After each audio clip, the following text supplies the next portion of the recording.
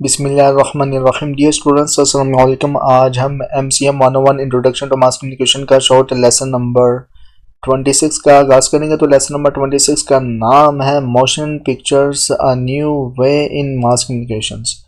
Okay, introduction में आप students को बताया गया है कि निकोलोडियन के दौर के बाद ना फिल्म्स ने बहुत सी लेजिटिमेट थिएटर्स को मूवी हाउसेस में बदल दिया था।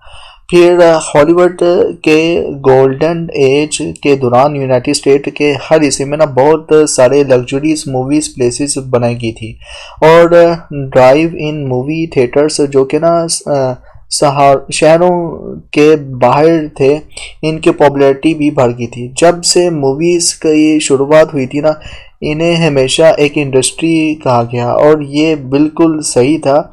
1938 में ना हर हफ्ते 80 मिलियन से ज़्यादा लोग मूवी से देखने जाते थे, जो कि पॉपुलेशन का 65% ही हिस्सा था।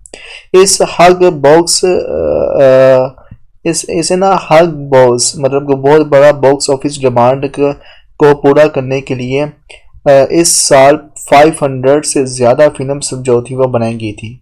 ओके, फॉर्म से स्टूडियो टू फिल्म से सीरीज में आप स्टूडेंट्स को बताया गया कि जब फिल्म इंडस्ट्री अपने गोल्डन पीरियड मतलब 1938 से लेकर 49 गोल्डन पीरियड में थी ना, ये इंडस्ट्री कुछ बहुत पावरफुल स्टूडियोज के हाथ में थी, जैसे कि Metro Gold Mayers, Warner Brothers, RKO, Paramount, 20th Century Fox and Universal. अच्छा, ये जो है ना पर्सन जो गोल्डन एज के पीरियड के दौरान इन पर्सन का नाम पूछा जा सकता है, एग्जाम पॉइंट ऑफ व्यू से बहुत इंपॉर्टेंट है। ये स्टूडियो का ना कई फिल्म्स का साइकिल बनाता है, जो कि ना कुछ सक्सेसफुल ओरिजिनल फिल्म टाइप्स की इमिटेशंस होती हैं। इन फिल्म्स के ना थीम्स में क्रिमिनल अंडरवुड, न्यूज़पेपर्स के behind the scene dramas, westerns, musicals, costumes, romances, Charlie Chaplin films जैसे कैरेक्टर से series, present stories, mysteries, comedies और ब्रॉडवे शोज शामिल थे। इन स्टूडियोज में ना अपने इन्वेस्टमेंट्स और रिवार्ड्स को देखते हुए ना कन्वर्शनलाइज्ड फार्मूला फिल्म्स बनाना शुरू की थी। 1946 में ना फिल्म इंडस्ट्री का टोटल इनकम जो नियरली तकरीबन 2 बिलियन था, जो कि ना इनका बेस्ट ईयर था। 2 बिलियन बहुत ज़्यादा है। ओके, मज़ीद आपको जो है वो पोस्ट स्टूडियो एरा के हवाले से कुछ इस तरह से इसमें बताया गया कि 1950 में दो चीज़ों ने स्टूडियोज का इन्वायरमेंट बिजनेस पर ना कंट्रोल ख़त्म कर दिया था। पहली चीज़ टेलीविज़न की बहुत पॉपुलैरिटी थी, जो स्टूडियो के प्रॉफिट्स को ख़त्म कर रही थी। दूसरी चीज़ फेडरल कोर्ट्स ने स्टूडियोज को डिस्ट्रीब्यूशंस और एग्जीबिशंस का कंट्रोल देने के लिए फोर्स किया था। 1962 में बॉक्स ऑफिस रिसीव्ड सिर्फ 1900 मिलियन थी। और अच्छा, ये बॉक्स ऑफिस ये एक बहुत बड़ी इंडस्ट्री है। ओके, फिल्म इंडस्ट्री है। और 1968 तक ना हर हफ्ते ना सिर्फ 20 मिलियन लोग मूवी देखने जाते थे, जो कि ना पॉपुलेशन का सिर्फ 10% थी। इंडिपेंडेंट डिस्ट्रीब्यूशंस और थिएटर्स ने वर्ल्ड वार 2 के बाद फिल्म इंडस्ट्री का ना बहुत बड़ा हिस्सा अपने पास कर लिया था और स्टूडियोज को अपने एम्प्लॉयज को कम वेजेस देने और ले ऑफ करने का सामना भी करना पड़ा था। चैलेंजेस फ्रॉम टीवी में आप स्टूडेंट्स को बताया गया कि फर्स्ट पैराग्राफ में कि टेलीविजन के साथ ना कंपटीशन करने के लिए स्टूडियो हेड्स ने टेक्नोलॉजिकल इनोवेशंस पर ज़्यादा फोकस किया था। 1950 में वाइड स्क्रीन प्रोसेसेस जैसे कि सिनेमा स्कोप और सिनेमा और स्टीरियोफोनिक साउंड सिस्टम्स बना एक्सपेरिमेंट्स किए गए थे। 1950 और 60 की फिल्म्स ने गैलोमोर का कुछ हिस्सा सेक्रीफाइस करके ना रियलिज्म को ज़्यादा इंपॉर्टेंस दी थी और न्यू डायरेक्टर्स को ना अपने प्रोजेक्ट के लिए बुलाया, जैसे कि Elia Kazan, John Frankenheimer, Stanley Kubrick और सिडनी लुमेट। साथ ही ना न्यू फिल्म स्टार्ट भी ना फेमस हुई थी। ठीक है, स्टार्स, फिल्म स्टार्स, पेपर पानी भी इंपॉर्टेंट है, बहुत मशहूर हुई थी। जैसे कि Marlon Brando, Marilyn Monroe, Burt Lancaster, Montgomery Clift, Judy Holliday, James Dean, Paul Newman, Elizabeth Taylor, Charlton Heston, Doris Day, George C, Scott Audrey, Hepburn and Sidney पॉइटर।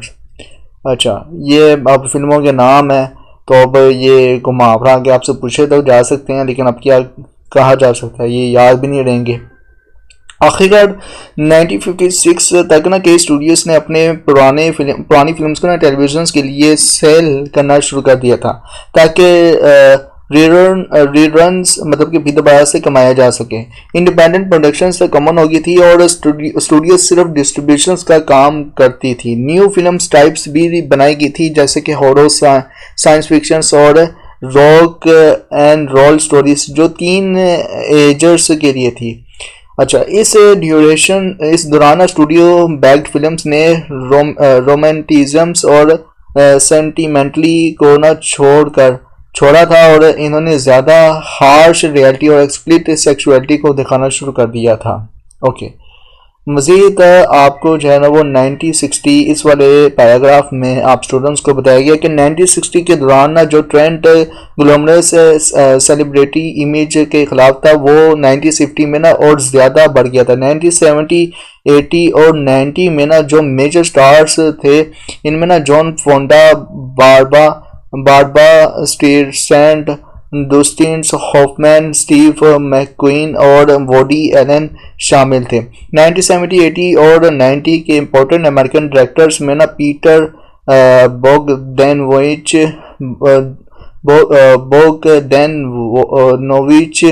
Roman Polanski, Francis Ford Coppola, Robert Altman और Martin Scorsese शामिल थे। जीव्स marks the change में आप students को बताया गया कि जीव्स 1975 के रिलीज के साथ एक बहुत बड़ा चेंजेस आया। ये एक सिंपल सस्पेंस मूवी थी जो अनएक्सपेक्टेड तरीके से ना 100 मिलियन से ज़्यादा करने जो था वो कमाया था। इन्होंने टारगेट जो था वो कमाया था।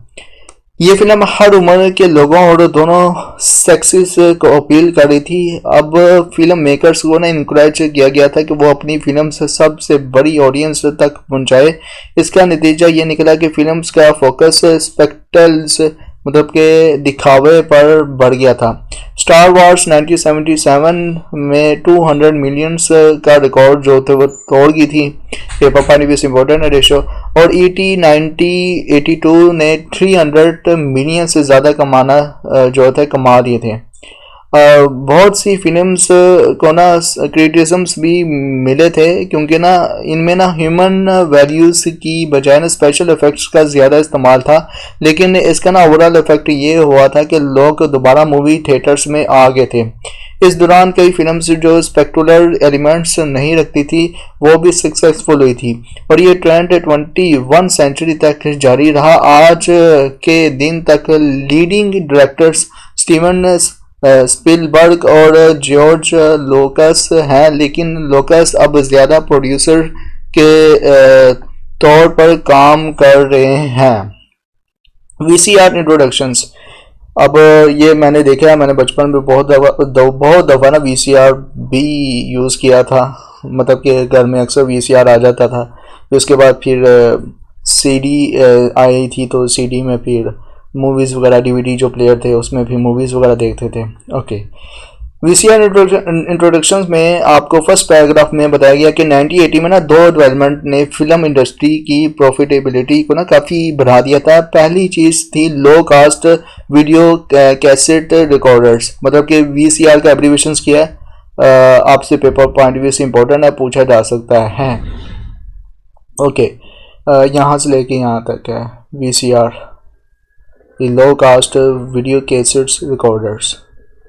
ओके, जो लोगों को ना अपने घर पर फिल्म से देखने की जो है ना वो फैसिलिटी देती थी। दूसरी चीज़ थी गवर्नमेंट से का प्रोडक्शन और डिस्ट्रीब्यूशन के बीच सेपरेशन के रूल्स को रिलैक्स करना। पहले स्टूडियो को ना लगता था कि VCR से थियोरेटिकल मार्केट कमज़ोर हो जाएगी, लेकिन इसका ना उल्टा हुआ और लोगों का इंटरेस्ट मूवी एंटरटेनमेंट में और भी ज़्यादा बढ़ गया था। इस वाले पैराग्राफ में आप स्टूडेंट्स को बताया गया कि 1960 के दौरान कई पुरानी मूवीज प्लेसेस को अटेंडेंस कम होने की वजह से ना 2 या ज़्यादा ऑडिटोरियम्स में ना डिवाइड कर दिया गया था। जब 1980 में ऑडियंस दोबारा थिएटर्स में वापस आई तो मल्टीप्लेक्सेस मतलब कि थिएटर्स मतलब कि ऐसे थिएटर्स जिनमें कई ऑडिटोरियम्स होते हैं का ट्रेंड स्टार्ट हुआ था। और ये जो था कि शॉपिंग मॉल्स और अर्बन सेंटर्स में ज़्यादा जो है वो पॉपुलर हुआ था ये ट्रेंड। लेकिन 1990 के शुरुआत में ना रिसेंशंस की वजह से ना मूवी अटेंडेंस गिर गई थी। डिकेड्स के एंड तक दो बड़े स्टूडियोज जिनमें MGM और ओरियन फाइनेंशियल प्रॉब्लम्स का सामना कर रहे थे, और 2 स्टूडियोज कोलंबिया और यूनिवर्सल को जापानीज इलेक्ट्रॉनिक कंपनीज ने खरीद लिया था। लेकिन बाद में यूनिवर्सल एक फ्रेंच कॉन्ग्लोमेरेट का हिस्सा बन गई थी। लास्ट पैराग्राफ में आप स्टूडेंट्स को भी इसी तरह बताया गया था और मैंने मज़ीद आपको बता देता हूँ। इसमें ना IMAX बहुत इंपॉर्टेंट है पेपर पानी भी से, क्योंकि इसकी डेवलपमेंट हुई थी। तो 20वीं सेंचुरी के एंड और 20वीं सेंचुरी के शुरू में ना एक पॉजिटिव ट्रेंड IMAX का डेवलपमेंट हुआ था। IMAX या IMAX भी मैं इसको पढ़ रहा हूँ, IMAX भी पढ़ सकता हूँ। IMAX फॉर्मेट जो 1970 में ना जापान में लॉन्च हुआ था, स्पेशल फिल्म और प्रोजेक्टर्स का यूज़ करता था। एक बहुत बड़ा स्क्रीन और हग साउंड मतलब कि बहुत बड़ा साउंड सिस्टम था ये।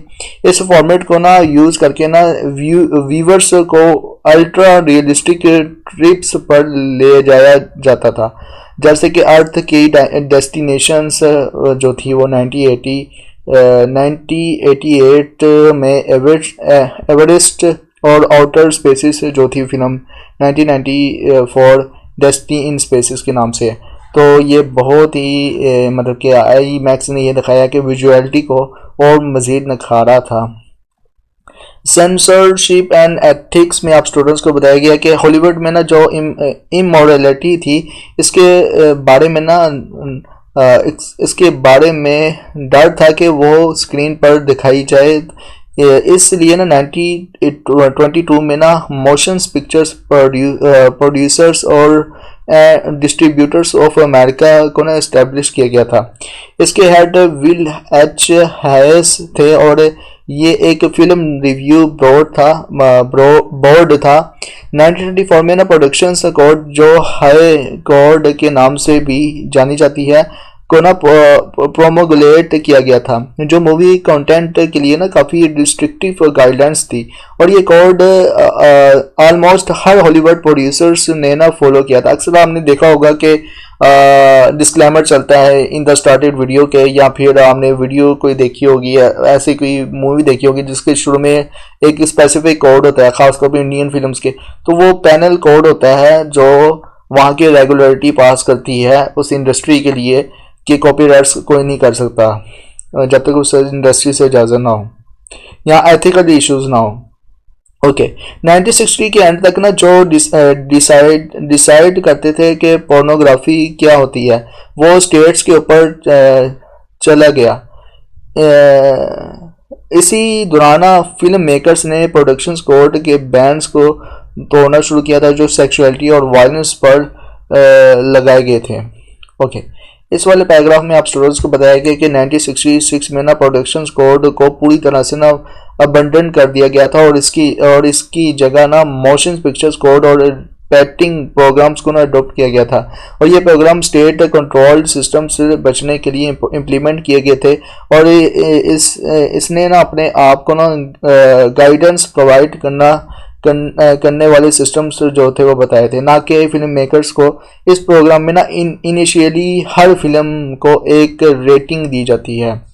अब जी स्टैंड फॉर जो रेटिंग है जनरल ऑडियंस बिना किसी रिस्ट्रिक्शंस के, और एम जो रेटिंग है mature audience parental guidance advised. R से मुराद ये कि रिस्ट्रिक्टेड ऑडियंस मतलब कि 18 साल से कम उम्र के लोगों को बिना पेरेंट्स या गार्डियंस की फिल्म देखने की इजाज़त नहीं। एक्स मतलब कि 18 साल से कम उम्र के लोगों को फिल्म देखने की इजाज़त नहीं थी। एम रेटिंग को ना बाद में पीजी मतलब कि पेरेंटल गाइडेंस सुजेस्टेड से ना रिप्लेस किया गया था और PG-13 इंट्रोड्यूस किया गया था। जो वो फिल्म्स जितनी भी फिल्म्स थी ना जिनमें ऐसे मटेरियल थे जो प्री टीनेजर्स के लिए अप्रोप्रिएट नहीं थे। एक्स रेटिंग को ना NC-17 ने रिप्लेस किया था जो कि ना पोर्नोग्राफी फिल्म्स के लिए यूज़ होती है। ओके, अब इंशाल्लाह मिलते हैं नेक्स्ट लेसन में, लेकिन लेसन में नेक्स्ट लेसन का इंट्रोडक्शन या उसके ओवरव्यू देने से पहले मैं आपको ना सबसे पहले इस लेसन का मतलब कि लेसन नंबर 26 का ओवरव्यू दे दूं। और जाहिर सी बात है कि मैं कॉमन रिक्वेस्ट करता हूं हर एक स्टूडेंट से, और वो कॉमन रिक्वेस्ट क्या होती है लेसन के एंड में आपको पता है, और वो रिक्वेस्ट किया है कि जिन स्टूडेंट्स ने अभी तक साइकोलॉजिस्ट कम्युनिटी यूट्यूब चैनल को सब्सक्राइब नहीं किया तो काइंडली प्लीज़ सब्सक्राइब करें, वीडियो को लाइक करें, क्लासमेट के साथ शेयर करें।